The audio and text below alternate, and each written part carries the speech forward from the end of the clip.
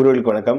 2026 சட்டமன்ற தேர்தல் முடிஞ்சு 4ஆம் தேதி ரிசல்ட் வந்துச்சு. 10ஆம் தேதி கிட்ட முதலமைச்சர் விஜய் அவர்கள் ஆட்சி அமைச்சாங்க. இப்போ கிட்டத்தட்ட 20 நாள் ஆகியிருக்கு. இதில் இருந்து இன்னைக்கு நன்றி தெரிவிக்கும் விதமாக திருச்சி கிழக்கு தொகுதியில் போயிட்டு விஜய் அவர்கள் நன்றி தெரிவிக்கும் விதமாக ஒரு கூட்டம் நடத்தியிருந்தாங்க. அங்கே திருச்சி கிழக்கில் தான் அவங்க ராஜினாமா பண்ணுறாங்க. பெரம்பலூர்லேயும் போட்டி போட்டிருந்தாங்க. பெரம்பலூரில் நன்றியெல்லாம் இன்னும் தெரிவிக்கலை. இன்னும் போவாங்களா என்னன்னு தெரியல. 236 தொகுதிகளுக்கும் அவங்க பிரச்சாரம் பண்ண தான் போகலை. நன்றி தெரிவிக்க போவாங்களா அப்படின்னா அதுவுமே தெரியல. இப்போதைக்கு திருச்சி கிழக்கில் சொல்லியிருக்காங்க. ஏன்னா அங்கே ராஜினாமா பண்ணுறாங்க. இதனால இடைத்தேர்தல் வரும். நிச்சயமாக அங்கே மறு எலெக்ஷன் வரும்போது அவங்க ஒரு கேண்டிடேட் நிற்க வேண்டிய தேவை இருக்கும். அதுக்கான ஒரு பிரச்சார யுத்தியாகவுமே இதை பயன்படுத்தின மாதிரி அங்கே நன்றி தெரிவிக்கிறதமாக ஒரு கூட்டம் நடத்தியிருந்தாங்க. அங்கே பேச்சு எப்படி இருந்துச்சு அப்படிங்கிறத பற்றி தான் இந்த காணொலியில் பார்க்க போகிறோம். அந்த பேச்சை பொறுத்த வரைக்கும் முதலமைச்சராக, அதாவது தாவேக்காவோட கட்சி தலைவராக அங்கே பேசலை. இப்போதைக்கு தமிழ்நாட்டின் முதலமைச்சராக இருக்காங்க. தமிழ்நாட்டின் முதலமைச்சராக கூடிய விஜய் அவர்கள் அந்த திருச்சி கிழக்கு தொகுதியில் போயிட்டு இப்போ பேசியிருக்காங்க. அவரோட பேச்சு எப்படி இருந்துச்சு அப்படின்னா, உண்மையிலே அந்த கட்சியில் தாவேக்கா கட்சியில் இருக்கக்கூடிய நபர்களுக்கும் விஜய் அவர்களுக்கு முதலமைச்சராக ஓட்டு போட்ட மக்களுக்கும் அதை கேட்கும்போது உண்மையிலேயே ஒரு பிளாஸ்டாக தான் இருக்கும். அந்தளவுக்கு பயங்கரமாக பேசியிருந்தாங்க. ஃபுல் பாசிட்டிவ் எனர்ஜியில் பேசியிருந்தாங்க. நல்ல நான் ஆரம்பத்தில் நினச்சிக்கிட்டு இருந்தேன், விஜய் அவர்களுக்கு அரசியலில் கொஞ்சம் நுணுக்கெல்லாம் தெரியாது, அவங்க கொஞ்சம் சிரமப்படுவார் அப்படின்னு சொல்லிட்டு வச்ச ஆரம்பித்தப்போ எனக்கு அப்படி தோணுச்சு. அது போக போக அப்புறம் ஸ்ட்ராட்டஜிலாம் வைக்கும்போது சரி, அவருக்கு பொதுவாக இந்த அரசியல் பற்றி தெரியலை, சரி இந்த ஸ்ட்ராட்டஜிலாம் வைக்கிறாங்க அப்படின்னு யோசிச்சுக்கிட்டு இருந்தேன். அப்புறம் போக போக சரி நிறைய விஷயம் மாறிச்சு. இப்போ ரிசல்ட் வந்ததுக்கப்புறமே இவர் யாரும் சொல்லிக் கொடுக்க தேவையில்லை, இவர் வேறு லெவலில் ஒரு அரசியல்வாதியாக மாறிட்டார் அப்படின்ற மாதிரி இருந்துச்சு. அப்படி தான் இந்த பேச்சுமே முழுக்க முழுக்க ஒரு அரசியல்வாதியாக அவர் இங்கே கன்ஃபார்ம் பண்ணிவிட்டு நல்ல ஒரு பேச்சை கொடுத்துருக்காரு. அரசியல்வாதியாக அந்த பேச்சு இருந்துச்சே தவிர மக்களுக்கான அரசியலில் என்னென்ன பேசியிருந்தார் அப்படிங்கிறமே நம்ம பார்க்கணும்.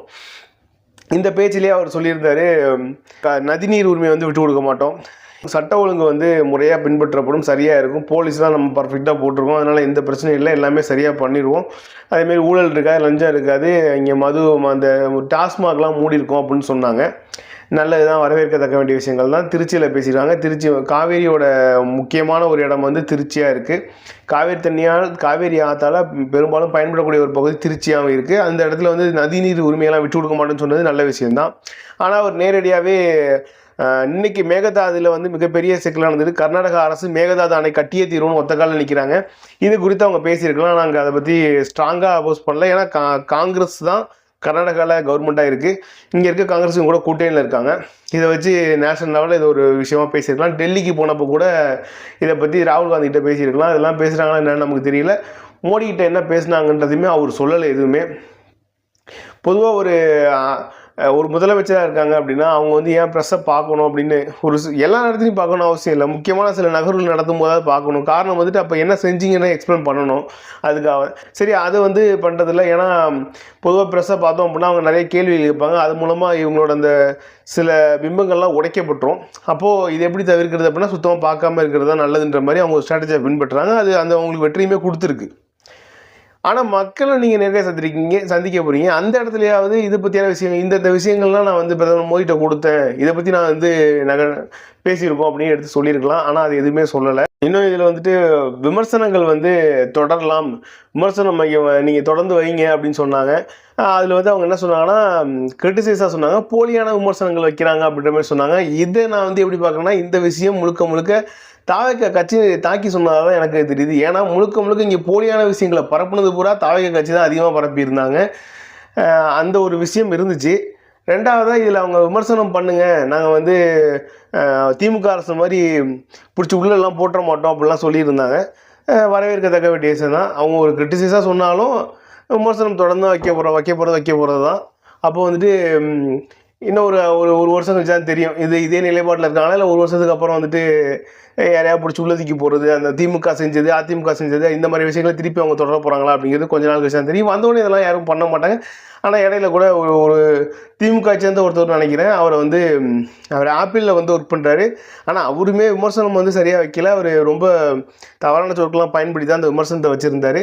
கோவையில் அந்த குழந்தையை கற்பழித்து கொலை பண்ணியிருந்தாங்க. இந்த விஷயத்தை பேசும்போது அந்த பையன் அந்த முதலமைச்சர் விஜய் அவர்களை கொஞ்சம் வார்த்தைகள் தவறாக போட்டு பயன்படுத்தினால அவர் நேரடியாக அரெஸ்ட் பண்ணிட்டாங்க.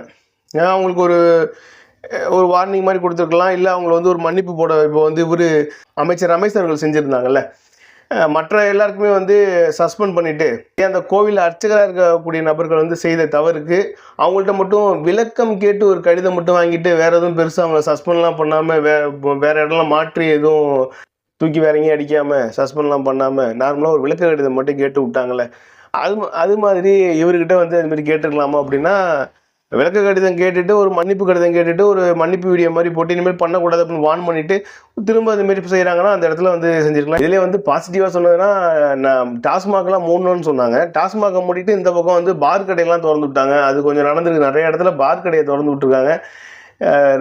ரெண்டு நாளைக்கு முன்னாடி நேத்தியும் நினைக்கிறேன், ஒரு சென்னையில் வந்துட்டு ஒரு பாரில் தான் அந்த பொண்ணு வந்து இருந்திருக்காங்க. குடிச்சிருக்காங்களா என்ன நமக்கு தெரியல. 17 வயசு பொண்ணு தான் அது. அந்த பொண்ணை வந்து ஏதோ அவங்களுக்குள்ள பிரச்சனை போல இருக்குது. அந்த பொண்ணை வந்து ஃபாலோ பண்ணி காரை விட்டு ஏற்றி இடித்து அந்த பொண்ணை வந்து கொலை பண்ணியிருக்காங்க. அப்போ 17 வயசு 21 வயசுக்கு மேலே தான் வந்து இங்கே சாராயம் கிடைக்கும்ன்ற ஒரு சட்டம் போட்டதா இப்போ தான் போட்ட மாதிரி அவங்க சொன்னாங்க. அது முன்னிலேருந்து அமலில் இருக்குதான், திரும்ப அதை சொன்னாங்க, முன்னிலேருந்து அமலில் இருக்குது. ஆனால் அந்த 17 வயசு பொண்ணுக்கு எப்படி இந்த சாராயம் கிடைத்தது அப்படின்ற ஒரு கேள்வி இருக்கு இல்லையா?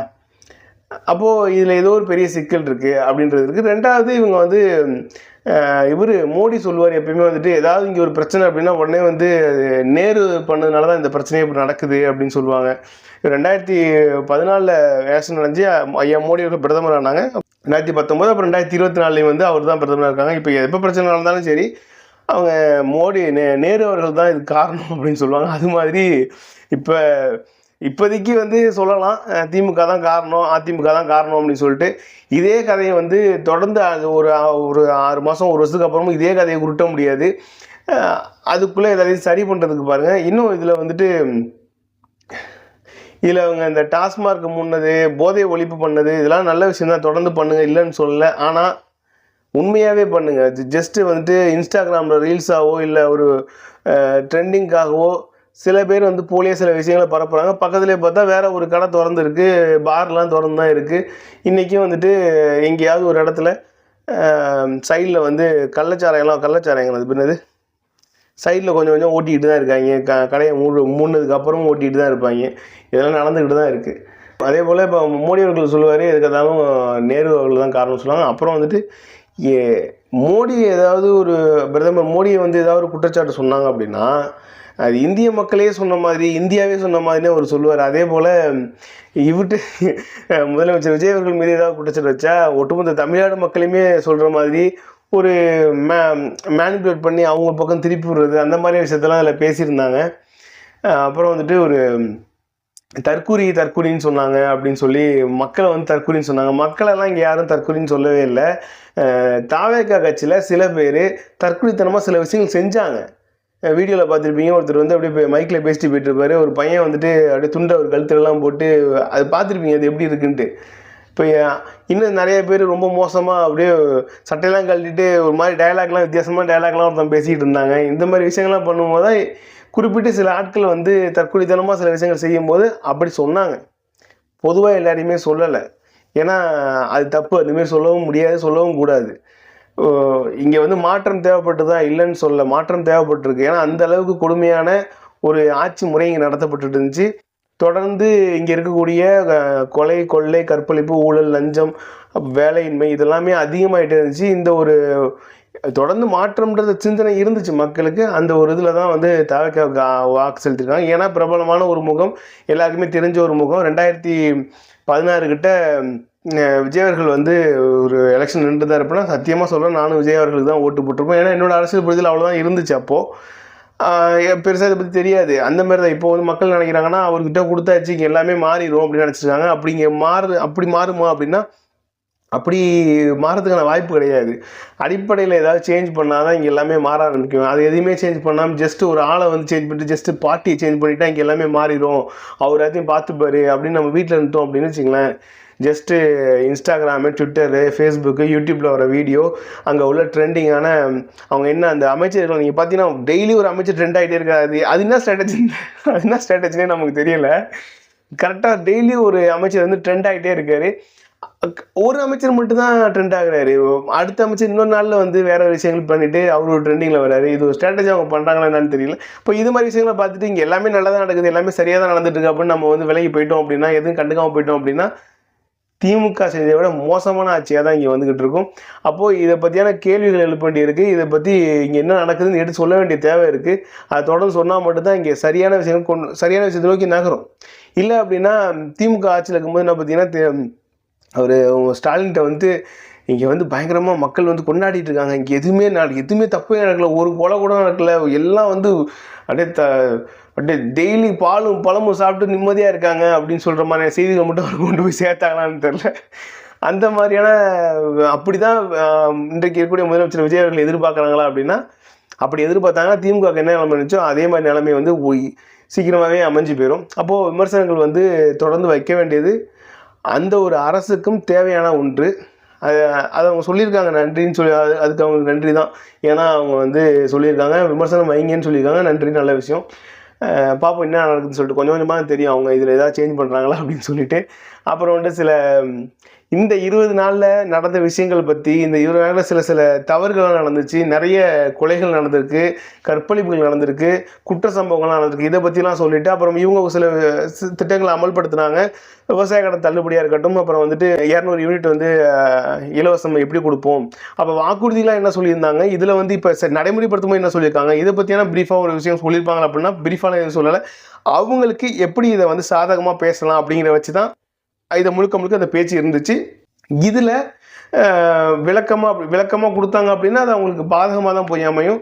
அது நல்லாவே தெரிஞ்சு தான் அந்த ஃபார்மெட்டுக்கு, அந்த பேசுறதுக்கான ஃபார்மெட் வந்து சூப்பராக உருவாக்கியிருக்காங்க.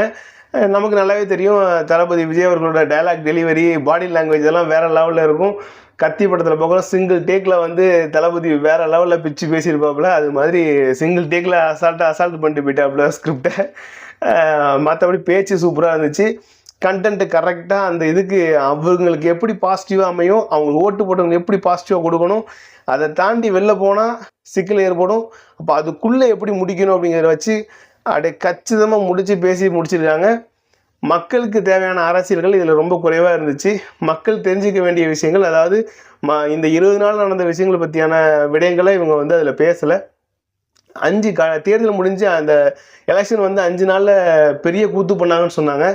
அந்த 5 நாளுக்கு அப்புறம் நிறைய கூத்துக்கள் நடந்துச்சு, அதை பற்றியும் பேசணும்ல. நிறைய பேர் வீட்டுக்கு சோஃபாலாம் போணுச்சுன்னு சொன்னாங்க. அப்புறம் வந்துட்டு திடீர்னு பார்த்தா அந்த கட்சியிலேருந்து இங்கே வராங்க, இந்த கட்சியிலேருந்து அங்கே போகிறாங்க, திடீர்னு அவர் ராஜினாமா பண்ணுறாரு. இப்போ அங்கே இடைத்தேர்தல் வரும், யாரை நிப்பாட்டுவீங்க, அவங்கள தான் நிப்பாட்டுவீங்க எப்படியும். அப்போ உங்கள் கட்சியில் கொஞ்சம் பேர் நின்று தோற்று போனாங்களே, அவங்க கதை என்னன்னு தெரியல.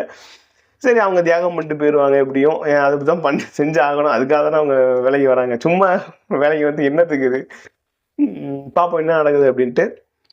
இது நம்மளோட கருத்து. இதை பற்றி நீங்கள் என்ன நினைக்கிறீங்க? அவர் பேசுனதை கேட்டிருந்தீங்க அப்படின்னா அதை பற்றின விஷயங்கள் நீங்கள் வந்து சொல்லுங்கள். வேறு ஏதாவது மிஸ் ஆயிருந்துச்சு அப்படின்னா என்னென்னு கமெண்ட் பண்ணுங்கள். நன்றி.